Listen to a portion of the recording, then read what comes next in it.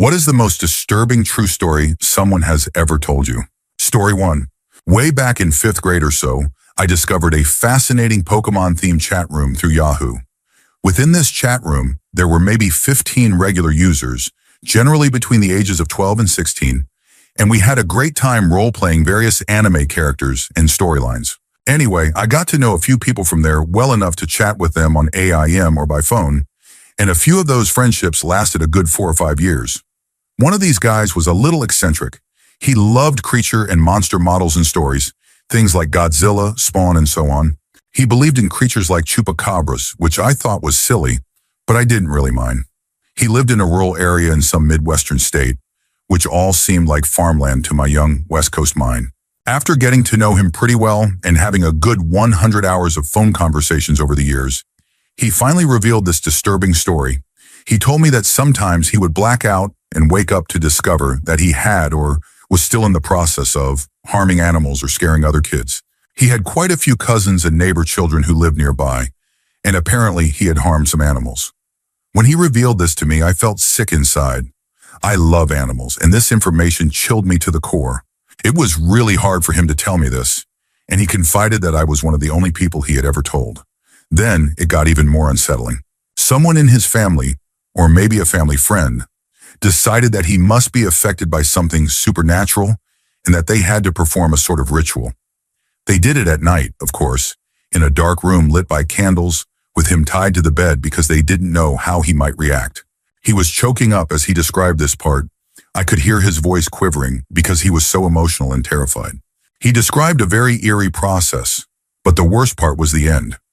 He said they heard something hit the floor under the bed when the presence left his body, and then something scrabbled across the floor and out of the room in the darkness, leaving scratch marks in the wooden floor. He was totally and completely serious about this and said it cured him and he didn't hurt anything anymore.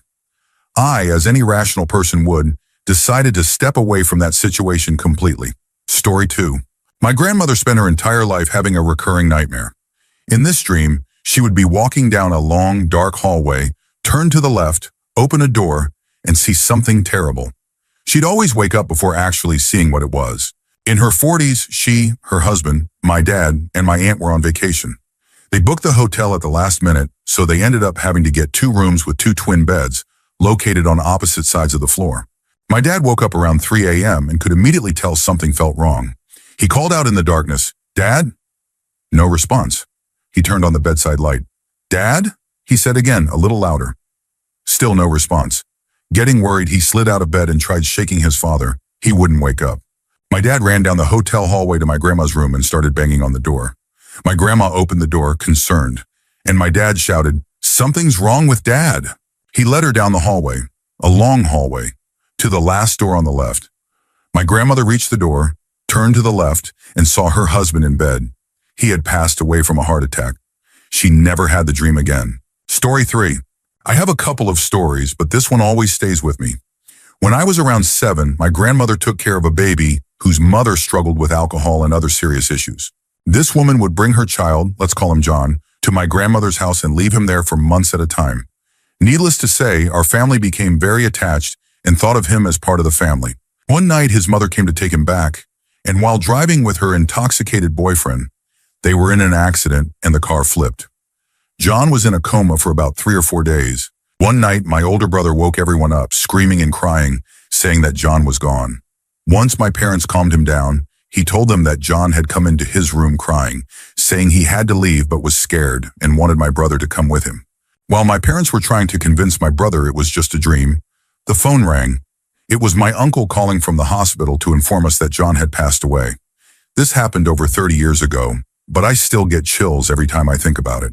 Story 4. My mom and dad have the same dream when something bad is about to happen. It's not exactly the same, right down to every detail, but the general story of the dream is the same. It's only happened 3 times in the 20 years they've been together. But here's one of the stories. My mom and dad both dreamed that I was going to be hurt or possibly in danger. I was only 3 at the time. In my mom's dream, her mother, deceased at the time, came to her saying that she just wanted to hold me. I've never met my grandma. She passed away due to a drunk driving incident before I was born. She proceeded to tell my mother that she just wanted to meet me, and told her, "Don't be mad." In my dad's dream, he just felt like he had lost something very important, and it ruined his life. He felt helpless. They both woke up deeply shaken, but proceeded to go about their day as usual. My dad went to the grocery store, came back, and parked the truck. He had an F-250. My older sister, who was 5 at the time, was strapped into the front seat of the truck and couldn't get out. So she was screaming and crying, just throwing a fit. My dad went and took the groceries into the house. I went outside to the truck. I tried to get in it and I fell beneath the tire. Being only 3, I also threw a fit and just stayed there crying. My sister continued her tantrum and somehow managed to kick the truck into neutral. The truck rolled over my head and stopped on my chest. My dad came out, saw me, panicked. He couldn't find the keys, they were in a grocery bag, and screamed for the neighbors to help. They tried to lift it off me, but it was too heavy, so they had to push it over the rest of my body. I had to be flown to the hospital. In the helicopter, my heart stopped for about a minute.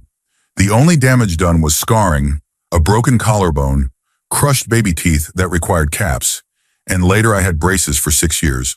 That was the first dream my parents had like that. The others were when my little sister and brother were born. My little sister's lungs collapsed, and my little brother was very sick.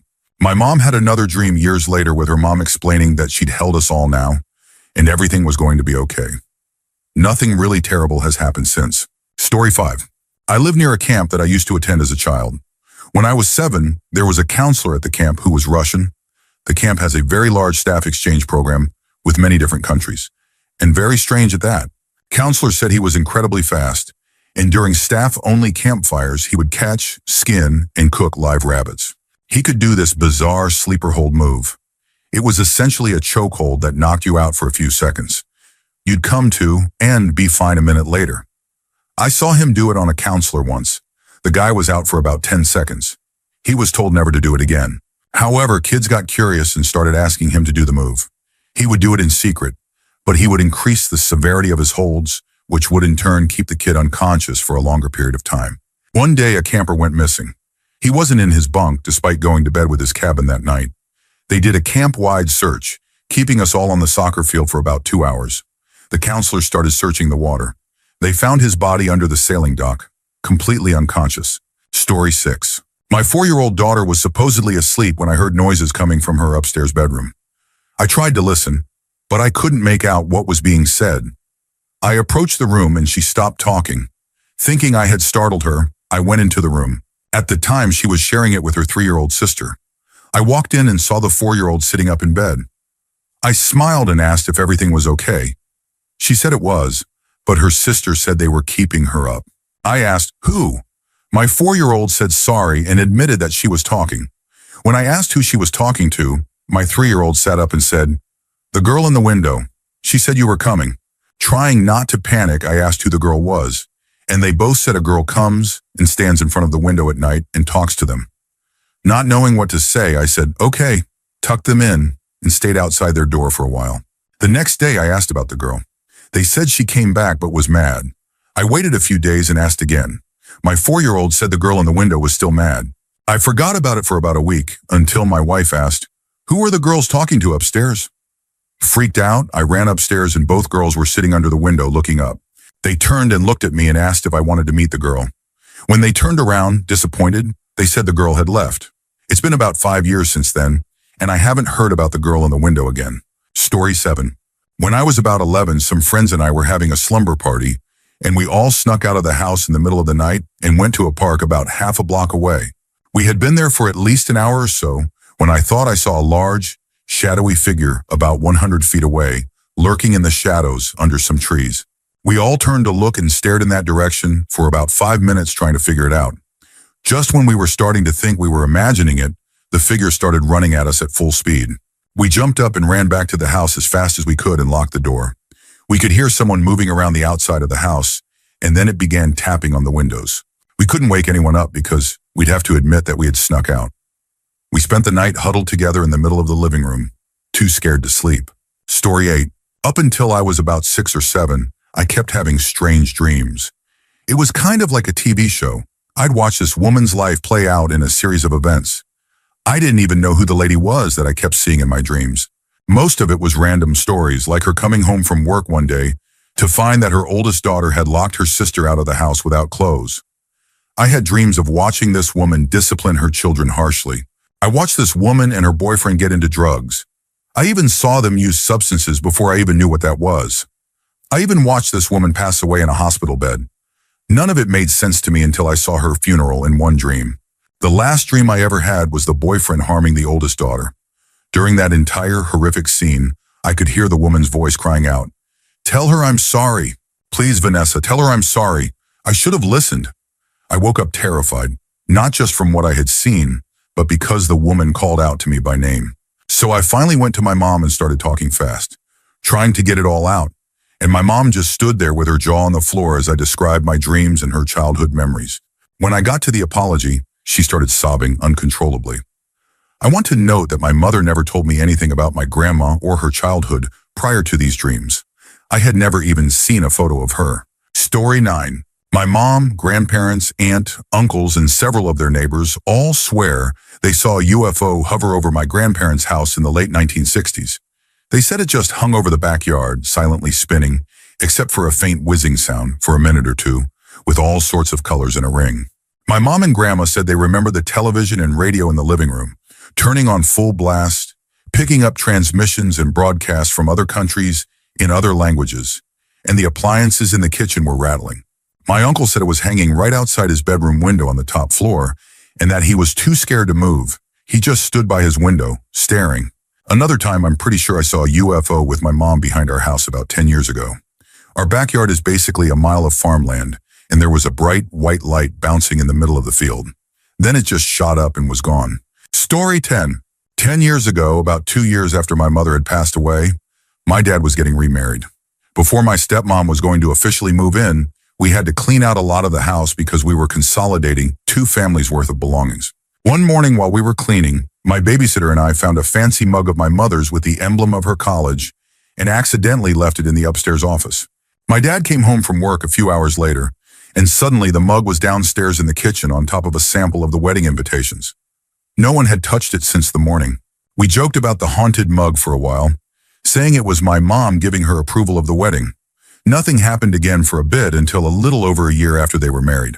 My stepmom had misplaced her car keys and spent half an hour searching every corner of the kitchen for them, which involved many laps around the island counter, which had been thoroughly searched.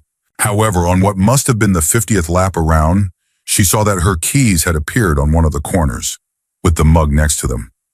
We put it on a high shelf, and it hasn't moved since. Story 11. A friend explained to me why she takes sleeping pills. Apparently, when they lived in Georgia, they bought an older house. They were a wealthy family, and it was a very nice home that had a lot of character.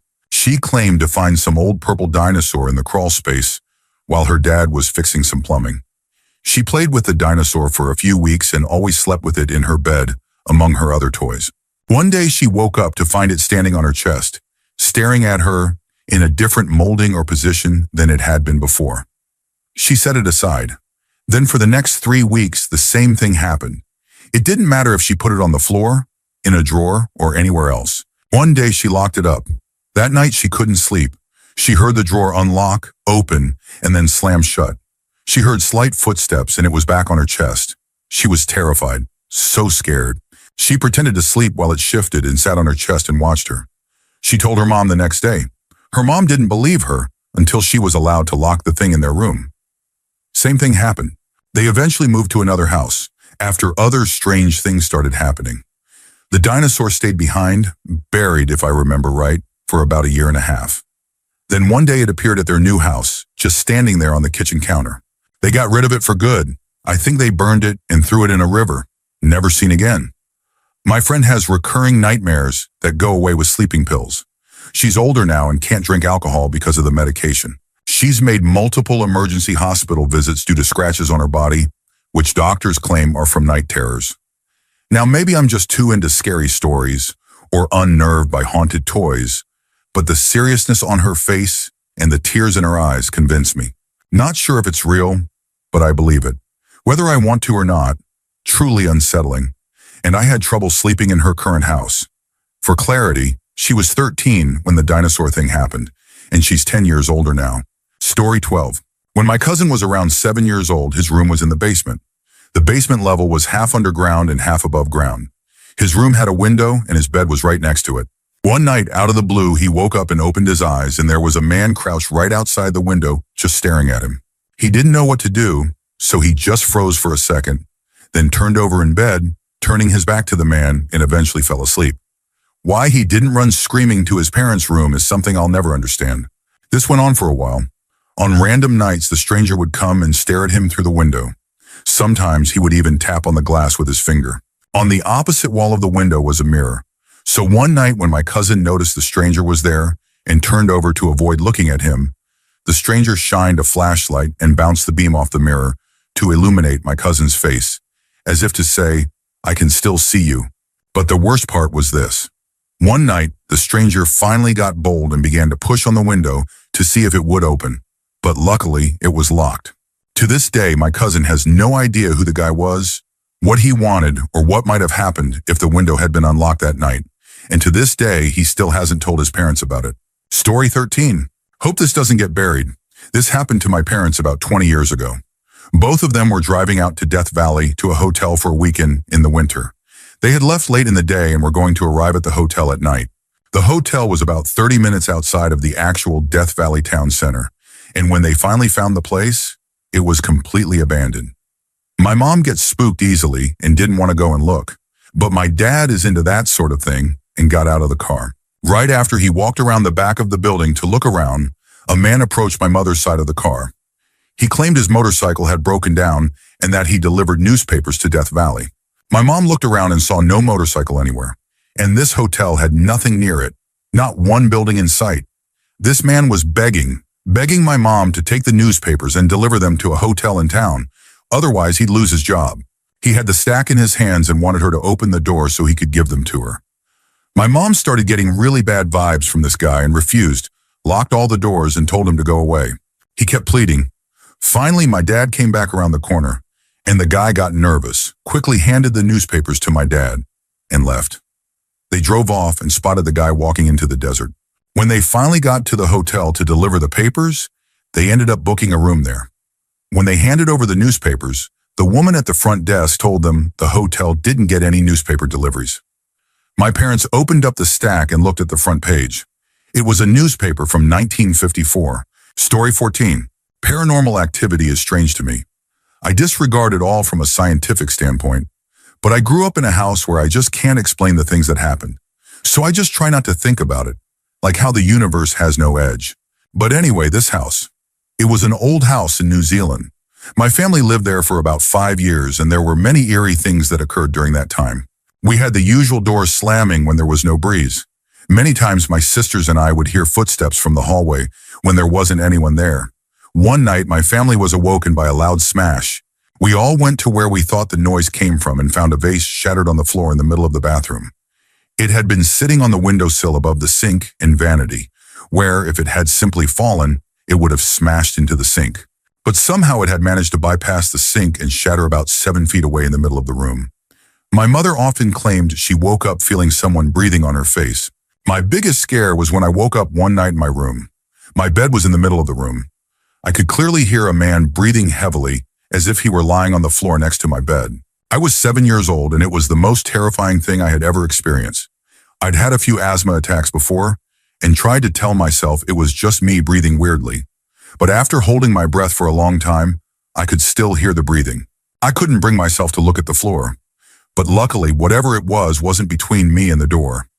It took me about 10 minutes to build up the courage to get out of bed and run, screaming and crying, to my parents' bedroom. I slept in my mom's bed that night. Story 15.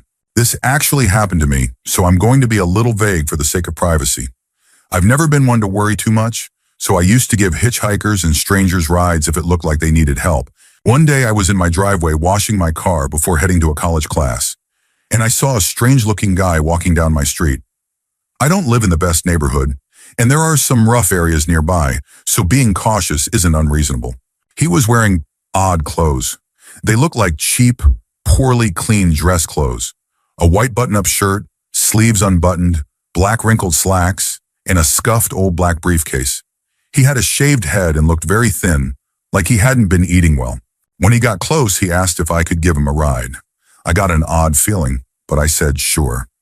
I asked where he needed to go, and he said something vague and told me he'd give directions. It wasn't far. He asked if we could stop at the local liquor store. I agreed.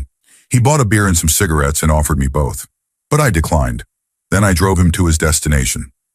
On the way there, he explained that today was his first day out of jail after serving 3 years. I didn't know what to say, so I congratulated him. He thanked me and took a swig of his beer.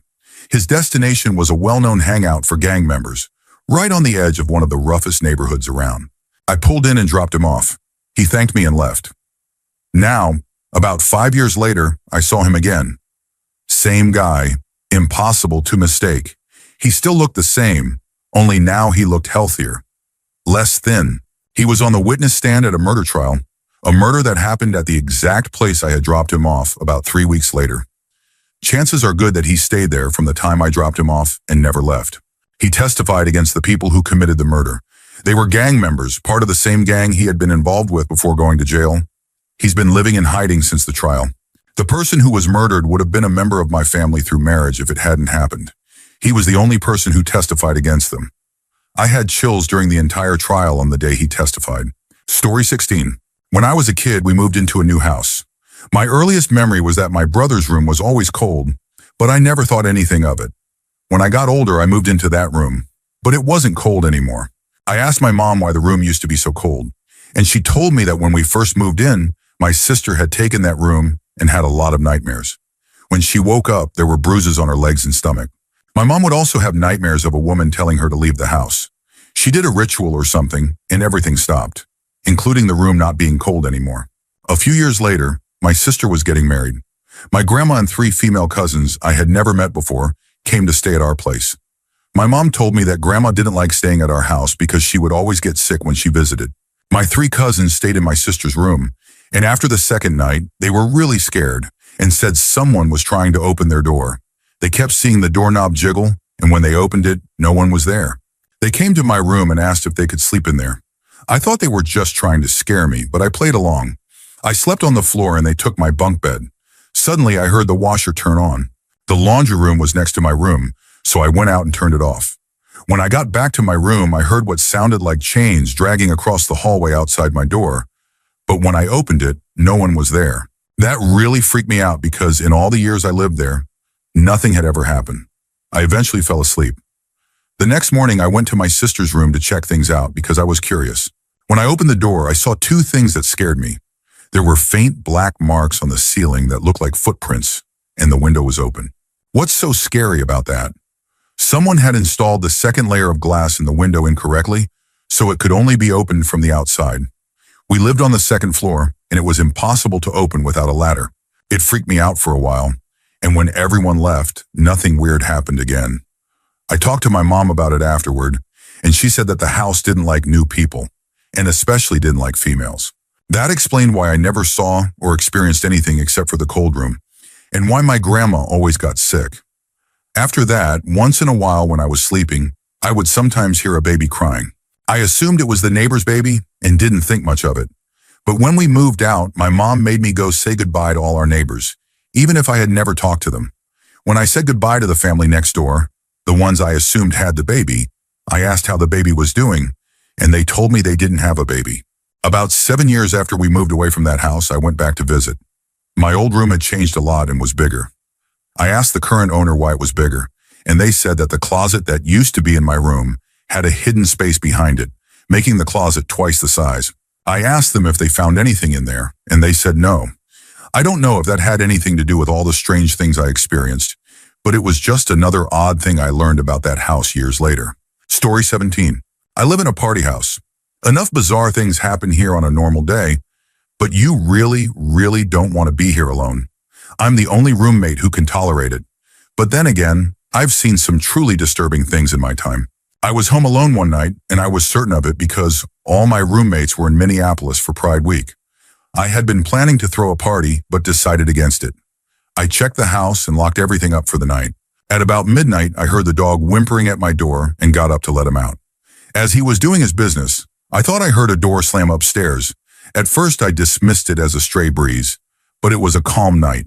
As I let the dog back in, I heard a series of loud slams, and I started to wonder if someone was messing with me. I grabbed a kitchen knife and cautiously headed upstairs. When I got there, all the doors were standing open, which was strange since my roommates usually shut their doors when they were away. I walked down the hallway to check the bathroom door, and just then I heard a loud crash downstairs. A moment later, the dog came streaking by and hid in the bathroom behind me. Now, seriously freaked out, I went back downstairs to investigate. I didn't see anything unusual, so I stood still for a moment. Out of the corner of my eye, I saw movement. I turned just in time to see my bedroom door slam itself shut, and then fling itself open again. That was enough for me. I left the house immediately. Story 18. Just after 4 a.m., I was up reading creepy stories over on r/creepy, so later my dreams would be filled with the unsettling art of Junji Ito. Pretty sure I typed up some stuff already, so this might include repeats. But oh well, I was kind of waiting for a little daylight to show before going to bed. One of my favorite thoughts before sleeping, just when it's light enough outside to see that deep blue, is looking at the curtains and seeing the shadow of a human shape standing out there. Anyway, my mom told me when I was little that I used to get up in the middle of the night and keep watch over the hallway. She'd see me sitting at the edge of my bed in the dim light. When she'd ask what I was doing, I'd say, I'm waiting for them to come back. You need to be quiet or you'll scare them away. This next one is a secondhand story, but I asked everyone who was there, and they all say it really happened. I'm a logical guy. I can explain away most things, and if I can't, I usually just dismiss them. But there's one story I've heard from 4 different people in my family at different times, and it's always the same. One night on the reservation, way back, must have been a year or 2 before I was born, there was an incident. I pieced it together from different accounts given by people who were in different rooms in the house at the time. It happened at my grandma's house, and everyone had gathered there. I heard there had been something strange going on in the hills, so they all came together. My sister said the adults got nervous and sent all the kids to bed in the same room. There were a bunch of kids lined up sideways in one of the beds. She said that suddenly something started banging on the walls, trying to find a way into the house. She lay in bed with the others, and then the adults started yelling. They were holding the back door shut. 3 men, my dad, my uncle, and one other I can't remember, were leaning against the door. The sound would stop for a bit, then come back. One of the kids noticed a large, shaggy head looking through the window at them. That's when they all ran to the living room. At the back door, the men couldn't keep it tightly shut. Whatever was outside would ram it, and it would open a few inches before they pushed it shut again. Now my dad and uncle were strong. Loggers used to hauling chainsaws all day. Whatever was out there was almost stronger than all 3 of them. Eventually, whatever it was gave up at the back door. Then came the kids' screams. It had moved to the window. The next morning, they finally got the courage to look around. Everywhere that thing had touched was covered in mud. The nearest creek was way down a hill. Mud prints were found on the door, all around the house, and at the window, 7 feet off the ground. Logically, it could have been just someone messing around. But I asked everyone, and they all say it wasn't. Back then, if it were drunks, my dad would have just gone outside with a stick and handled it. So would my uncle, who was protecting his mom's house. What still haunts me is the mud and the big shaggy head. To this day, if there's an open window at night, I can't look outside without chills running down my spine. I used to think they were just teasing me as a kid, but the story never changes. My dad believes in creatures like that. He once said he saw one about 100 yards across a steep valley while cowboying down south. It was watching him. He said it was the creepiest feeling he ever had, and he rushed to get the herd out of there. He once told another story, just once, and I think it's because it wasn't a happy one. His 2 brothers were riding horses up a mountain and found something, some kind of figurine or small statue, at what looked like an altar in the woods. They took it, and soon after, bad things started happening. Back then, the area where we lived was still very isolated. Roads would be closed for long periods during winter and spring. One of the brothers was working at a sawmill with my dad. While cutting down trees, a tree throned on him when a tree splits up the middle while falling. It crushed his insides. My dad got him back to camp, but the roads were too bad to get to town. He had to watch his brother die slowly. An elder told someone in the family that they had to return what they'd taken. So they did. But still, something must have followed, because the other brother disappeared. My mom told me that part. I never asked Dad about it. He's one of 17 siblings. I don't know how long this post can be, but I'll squeeze in a few more. My dad used to cowboy west of the river, and there are stories from down there too. One time, 4 of them were camping near a group of trees that people avoided. In the middle of the night, with the fire low, 3 of them woke up to hear the 4th screaming. They looked up and saw his body hanging in midair by 1 foot. In that same area, my dad and a buddy told me cows would lay down and then couldn't get back up. The place was shaped like a bowl, a crater maybe. People who camped there would fall asleep and wake up feeling very heavy, like they were being held down. I'm starting to nod off and getting choppy, so I'll end with one more. That same cowboy once told me, if you ever go down there and go wandering around, stay on the cow trails. Sometimes people go down there and don't come back. It's remote grizzly bear territory, so I figured people just got lost. But I asked him what he meant. Well, those cows know not to wander off. There are deep cracks in the ground out there. Animals fall in. People too. That scared me more than anything else. Imagine falling into one of those cracks, stuck deep underground, legs pinned, unable to move. Dying like that would be horrible. I was down there once as a kid, Dad showing us around. I saw the hood of a rusted old truck sticking out of the ground. I thought someone had just put it there. Nope, it was a whole truck buried in the earth. Story 19. The house I grew up in was pretty old and always gave me a strange feeling. A lot of weird things happened while we lived there. For one, my sister, who was about 2 or 3 at the time, would say really strange things.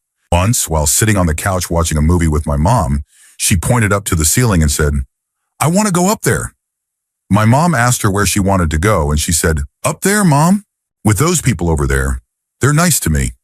No one else saw anything, and we were too creeped out to ask more questions. Another odd thing my sister said was around the same time. While my dad was giving her a bath, she asked, "Do you remember when I used to take care of you and Mommy?" He was shocked and asked what she meant. She continued, "I remember when you two were really little. I took care of you." That was enough to unsettle him. Not only did I personally have an out-of-body experience in that house when I was 7, but we also called the police once because we heard glass breaking and footsteps in the house. There was a lot of noise that night, things tearing and breaking. My family was terrified, and we locked ourselves in the bedroom we all shared. When the police arrived, there was no one in the house. Nothing was broken. Everything looked normal. Every time I drive by that house, I still get the creeps. Story 20. Definitely late to the party, but here goes. I was very young, so I don't remember this at all. My parents told me this story many times. They firmly believe it happened exactly as I'm about to tell it. My parents, my older brother, and I were going apple picking. That year, my parents decided to try a different orchard than the one they'd been going to for years, so off we went. We apparently stopped for gas at this old-fashioned convenience store. While my dad was filling the tank, my mom said she went inside to look for snacks. But she said everything in the store looked old, but fresh, like snacks from another era. So she didn't buy anything but chatted with an elderly clerk behind the counter while paying for gas. We left that store and continued on to have an amazing day picking Granny Smiths and other apples. On the way home, my dad decided to stop for gas at the same convenience store. But things were not as they seemed. The convenience store was boarded up and looked like it had been abandoned for a long time. So my dad drove to a Sunoco station a few miles down the road to fill up instead. Being a talkative guy, he struck up a conversation with an older man working there. Turns out that convenience store had been abandoned for over 50 years. The owner, who perfectly matched the description of the gentleman my mom had spoken with, had been shot and killed during a robbery. I'm 22 now and personally don't believe the story, but my parents absolutely swear by it. They told me they didn't speak a single word the entire drive home. They were that shaken. Story 21. Okay, this might get buried, but here's a legit creepy story involving a jar of hearts. My high school teacher told us a story about his friend who lived in rural Arkansas. This friend met a girl at the Walmart checkout. They chatted and hit it off well. She was a sweet, religious girl, exactly the kind he'd always wanted. They exchanged numbers, talked for hours, went on dates. She always ended phone calls with a prayer like, "We thank our Father." He was completely smitten. One day she invited him to her house at exactly 7:30 on a Saturday night. She told him not to be late. If he was even 1 minute late, she would break up with him. The guy, a Little League baseball coach, had a game that day, but it was supposed to end a few hours before the meeting, so he agreed. On the day of the game, things ran late. 3 kids still hadn't been picked up, so he decided to drive them home himself. After dropping off 2, he realized the 3rd kid's home was too far, so he asked the child to walk the rest of the way.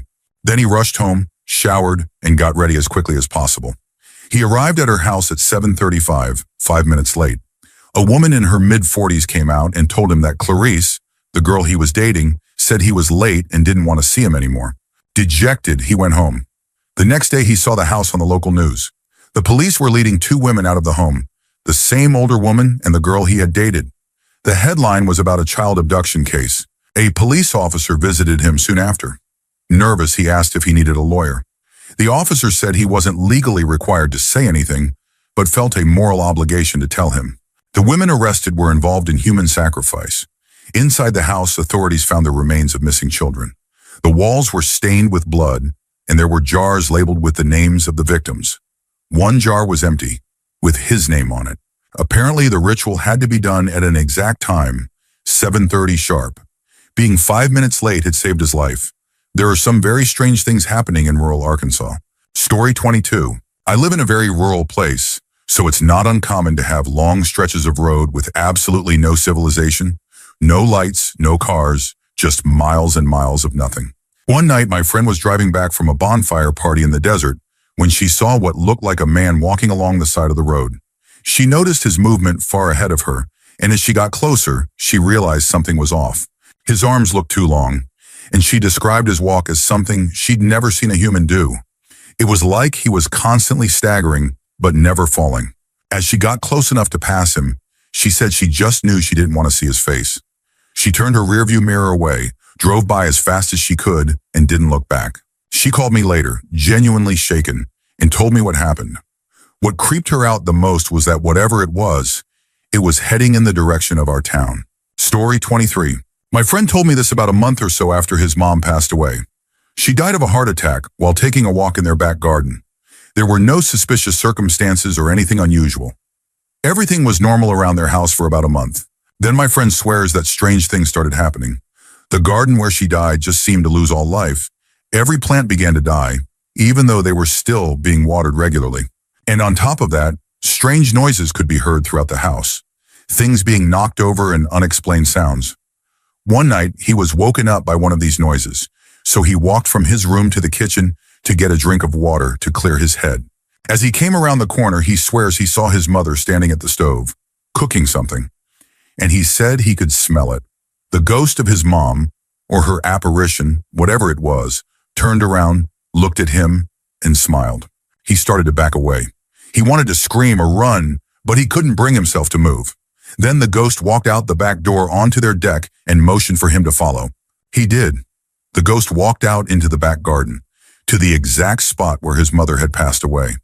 He stood and watched her quietly for several minutes. She stood on that very spot for about 10 minutes. The whole time, my friend was silent and frozen with fear. Eventually, the apparition disappeared. My friend stayed there for a few more minutes just to be sure. Then he went back inside and tried to sleep. The next morning, he assumed it had just been a vivid nightmare. But when he went out to the garden to the same spot where the ghost had stood, he saw something that gave him chills. A small group of about 5 roses were growing on the exact spot.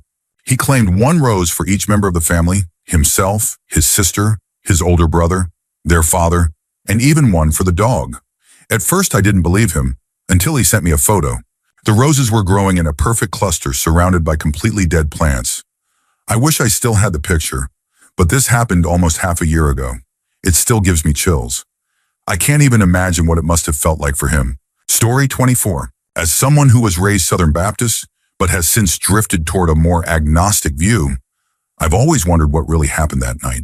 In Beaumont, Texas, there's a place called Saratoga or Bragg Road, which has a bit of a paranormal reputation. I've been there a number of times with my family. Sometimes you see something, sometimes you don't. But one night in particular stood out. Our group all piled into one truck. It's Texas. Everyone has a truck. I was about 16. It was me and my stepdad in the truck bed, and my brother, mother, 2 cousins, and aunt in the cab. We decided to go to Bragg Road just because it happened to be one of those rare nights where we were all in town, and none of us had anything the next day.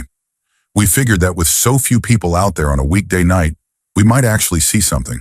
The idea with Saratoga Road is that you slowly drive down this narrow dirt road and then double back if you want another run.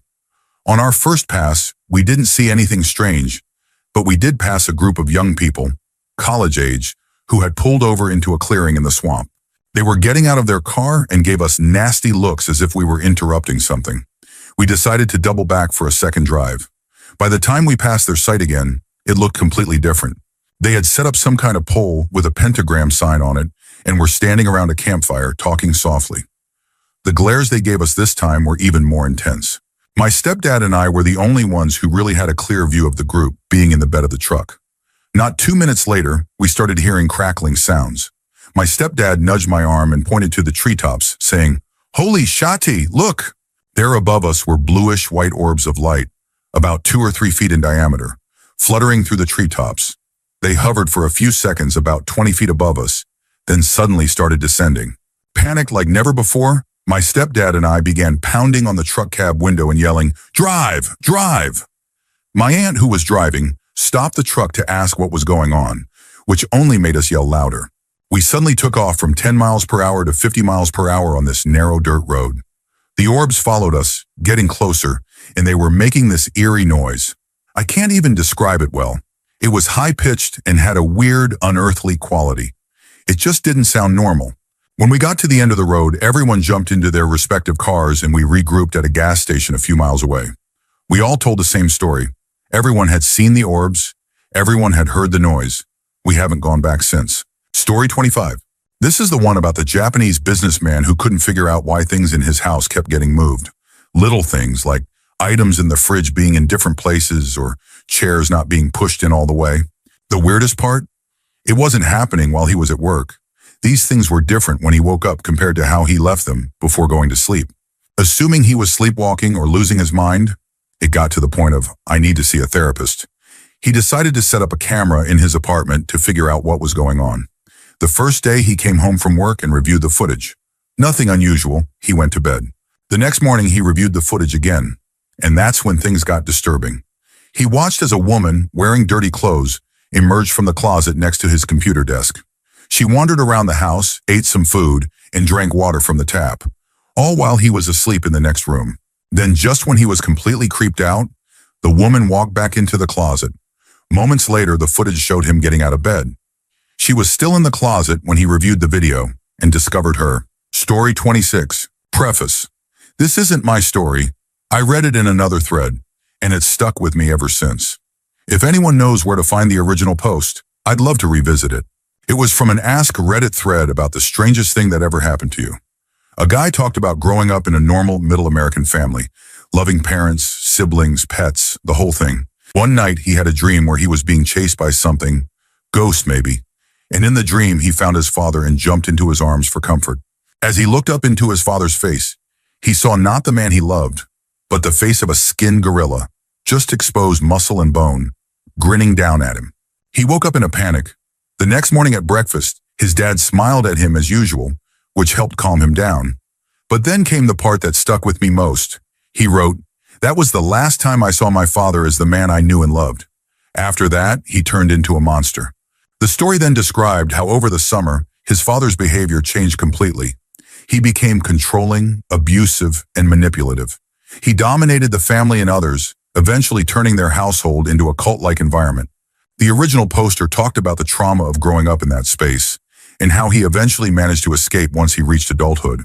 True or not, it's still one of the most haunting stories I've ever read. Story 27. My friend and I went hiking one evening, right before sunset. We decided to explore a hill nearby, and while we were up there, it started to rain. But this wasn't normal rain. It felt like we were in a hurricane. We decided to head back down since it was getting dark and visibility was dropping fast. As we descended, we thought we heard footsteps behind us. We assumed it was just the storm, but soon we realized we had gone down the wrong side of the hill. By the time we reached the trail again, it was completely dark and eerily quiet. We kept walking toward my car, but something felt off. It felt like we were being watched, or worse, followed. The rain had lightened, so now we could hear twigs snapping. Footsteps, multiple sets of them. We couldn't tell if it was people or animals, maybe mountain lions. We picked up the pace and got out of there quickly. That's when it got really unsettling. Once we were back in the car, drying off and talking about what had just happened, we noticed a man sitting in his car about 20 feet down the road. We hadn't seen him in the car when we passed it earlier, and we hadn't seen anyone approach. From what we could tell, he was just sitting there, staring directly at us. His head wasn't down like he was on his phone or reading. He was just watching. After about 10 minutes of us nervously glancing at our mirrors, his headlights came on. Then another 10 minutes later, he slowly drove off. Story 28. This one is about a strange experience involving a rocking chair and a chilling moment of faith. My uncle is a pastor at a church in Oklahoma, and one of his closest friends is a youth minister in a nearby town. This youth minister has a wife and one young daughter. Every Saturday morning, when the daughter was around 5 or 6, she and her mom would wake up early to cook breakfast together. One morning, the little girl heard the kitchen light come on and pots and pans moving around. She figured her mom had started cooking without her, which upset her, so she got up to join her. But when she got to the kitchen, it was pitch dark. No one was there. All the lights were off. She went to her parents' room and asked, "Mommy, why did you start breakfast without me?" Her mom was confused and assumed the little girl had been making the noise in the kitchen. But the daughter insisted it wasn't her. So her mom woke up the youth minister, worried that someone might have broken in. He grabbed an old aluminum baseball bat and cautiously checked the house. The kitchen looked fine, just a few pots and pans were out. But next to the kitchen was a small reading room with a couch and a rocking chair. When he entered the room, he could barely make out the chair in the dark. But it was rocking rapidly and no one was sitting in it. Startled, he grabbed a Bible from the shelf and shouted, "In the name of Jesus, leave my house." The chair immediately stopped. Nothing like that ever happened again. But even as someone who doesn't believe in the supernatural, I have to admit, that story gives me chills. Story 29. When I was around 18, one of my friends lived in a house about 3 miles outside the village we all grew up in. It was right next to a motorway and had a lot of land attached to it. His parents ran a horse stable in one of the fields. They had gone on holiday and we planned to have a small party at his place with about 20 to 30 people. A few of us met in the village and walked the country roads to his house. It took about 30 minutes. When we arrived, we found 2 police cars parked in the driveway. We figured the party had started early and someone had already called the cops. But it wasn't that. My friend who lived there had been eating dinner while waiting for people to show up when he noticed someone standing at the edge of the garden, just out of reach of the porch light. Thinking it was one of us trying to mess with him, he slipped out the side door, planning to sneak up and surprise the person. But after searching around, he found no one. He went back expecting to find us, but instead saw an unknown man sitting in his kitchen, finishing the dinner he had just been eating. The man looked dirty, disheveled, and basically homeless. My friend panicked, ran a mile to the nearest neighbor, and called the police. When they arrived, they searched the house and the land with dogs, but couldn't find anyone. It seriously freaked him out. Several of us ended up staying at his place until his parents returned. Story 30. My sister teaches 3rd grade at a school where many of the kids come from lower-income families. These are some of their stories. One of her students, normally very attentive, started having trouble staying awake in class. Concerned, my sister talked to her during recess, but the girl didn't want to say anything. Later, another teacher who knew the family more personally shared what she'd heard. The student wasn't the type to make up stories. She didn't lie or exaggerate like many kids her age. But one day she told her mother that every night, a young girl with dirty hair and fingernails would come out of her closet and play with her toys. The mother had recently been scolding her for leaving her toys out overnight, but the child insisted she hadn't. The girl from the closet had taken them out again. Every night, the closet door would slowly open and the girl would come out. The student would hide under the covers and listen. That alone was terrifying, but what the father shared was worse. One night, the family came home from a late movie.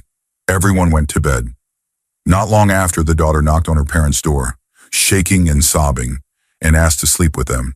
She said when she had gone into her room and turned on the light, the dirty girl was asleep in her bed.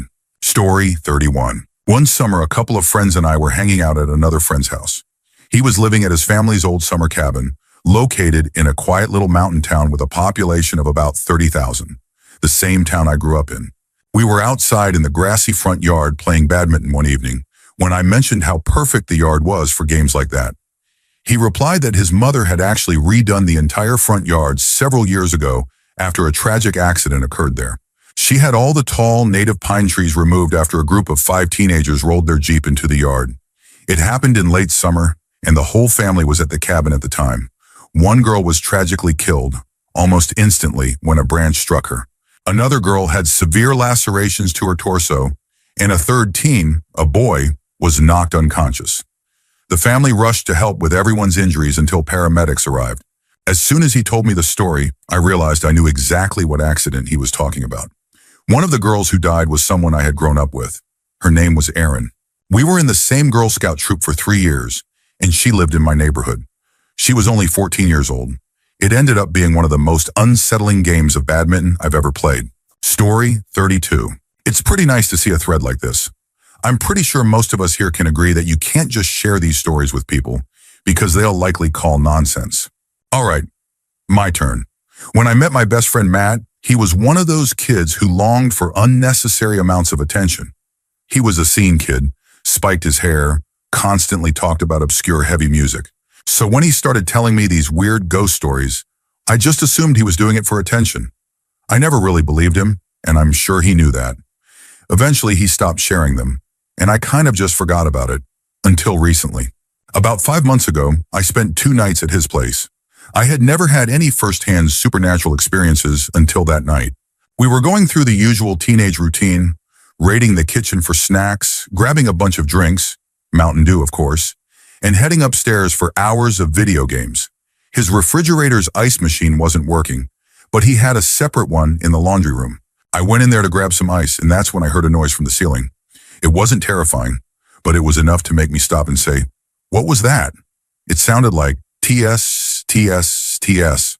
Afterward, I literally checked every part of the room trying to figure out what made the noise. But there was nothing, just empty cabinets, a washing machine, dryer, ice maker, and an empty fish tank. Matt followed me in, and I turned around with a horrified look on my face. He just smiled calmly. I asked, "You heard that too, right?" And he just said, "Yep, let's go." Like it was nothing. Back upstairs, he started unloading a bunch of stories. Before he moved to Florida, where we met, he had lived in an old house in Georgia. As a kid, he used to see a little girl around his house and would talk to her. She never seemed harmful. His mom, Lisa, confirmed this with a story about an RC car Matt had as a kid. One day, while she was making dinner and Matt was sitting at the table, they heard the toy moving upstairs. Lisa went up, turned it off, and came back downstairs. A bit later, it started moving again. She went back up, removed the batteries, and put the toy on a high shelf. Then they heard a loud crash. The toy had fallen from the shelf, even though it would have had to be pushed off. From then on, they believed the little girl was just a playful spirit.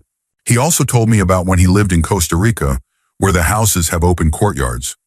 One night, while smoking a cigarette outside, he heard strange noises from the southern part of the courtyard.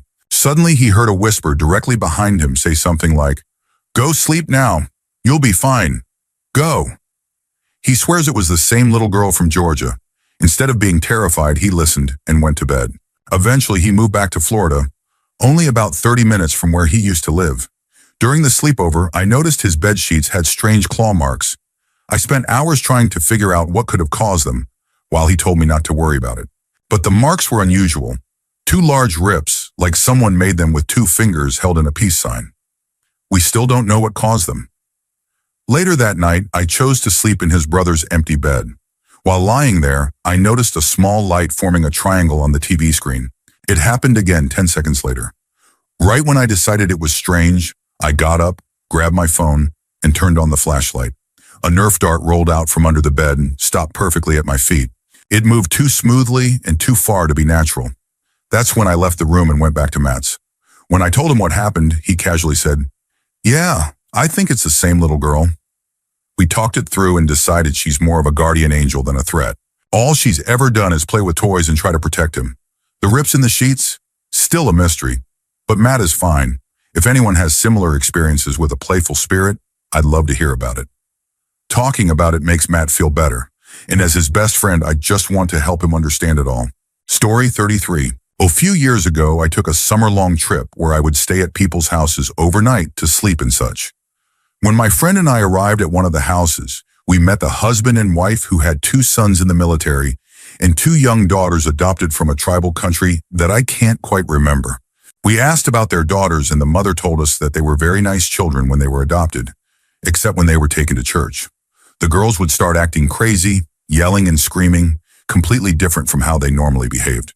Eventually, the girls became Christians, and the behaviors completely stopped. The family believed that the girls had been demon-possessed. That night, I was asleep in the house on the top bunk of a bunk bed with my friend on the bed below me. I had completely forgotten about the story I was told and didn't even remember it until after what happened. I could feel something was wrong in the room. Then my bed started shaking. I was a bit nervous at first, but I figured it was just my friend, so I woke him up. I asked him if he was shaking the bed, and he said no. Then I asked him if he could feel the bed shaking. He said no. I could still feel the bed shaking very clearly, and I honestly was scared. I closed my eyes and tried my best to ignore it, and I eventually ended up falling asleep. I woke up the next morning and told my friend about it, and he said that he felt something really wrong in the room as well. I never actually saw anything, but it is one of the scariest experiences of my life. Story 34. This happened to family members of mine a couple of years ago. My great-grandma passed away, and the house that was hers and my great-grandpa's was given to the family. My cousins moved in with their son after several years had passed. The little boy started playing downstairs and talking to an imaginary friend while down there. He would also look out the door window and exclaim to his parents, "There's the guy." My cousins would look, but no one was there. Then one day their son happened to see a picture of my great-grandpa, whom he never met, and told them, "That's the guy." Soon after, they had a daughter and installed a baby monitor in the room. During the night, they would hear soft talking or singing from a man's voice coming through the monitor. I've been to that house and never had such an experience, but it seems children are more in tune with that sort of thing. I was super young when my great-grandpa died, but I heard he was a great man. I wish I had a chance to talk to him from the other side. Story 35. I have no memory of this, but my very same parents still swear it's true 45 years later. I should start by saying that I'm an identical twin. When I was 3 years old, we lived in Liverpool, England. Though it was 20 years from the end of World War II, the city and countryside were still littered with collapsed and burnt-out buildings. One summer, we vacationed at a kind of camping park by the sea. We stayed in a little camper with small bedrooms at either end and a little communal space in the middle. My twin and I had one end, and my folks had the other. One night, I woke up screaming and obviously terrified. I kept screaming about the lady who was trying to hurt us and described in what my parents say was chilling detail, especially for a kid who had never seen a movie or TV, a woman covered in blood.